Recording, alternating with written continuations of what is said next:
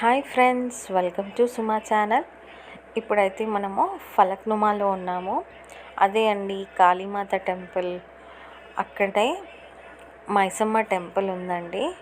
చాలా మహిమగల అమ్మవారు.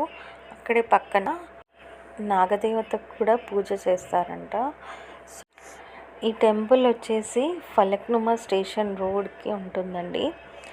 సో ఇక్కడ అమ్మవారు చూడండి. అమ్మవారిని అయితే దర్శనం చేసుకుందాం ఫ్రెండ్స్.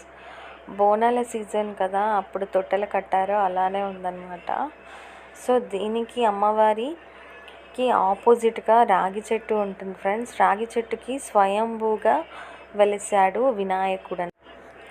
వినాయకుడికి మనం ఏదైనా కోరిక, స్వచ్ఛమైన కోరిక కోరుకొని మనం మొక్కుకుంటే మన కోరిక అయితే నెరవేరుతుందంట ఫ్రెండ్స్. అక్కడున్న భక్తులు చెప్తున్నారు. అమ్మవారిని అయితే దర్శనం చేసుకోండి ఫ్రెండ్స్. సో అక్కడ రాగి చెట్టుకి వినాయకుడు స్వయంభూగా వెలవడం అదృష్టంగా భావిస్తున్నారు అన్నమాట అక్కడ భక్తులు. మీరు కూడా వెళ్ళి ఆ వినాయకుని దర్శనం చేసుకోండి ఫ్రెండ్స్. Thank you.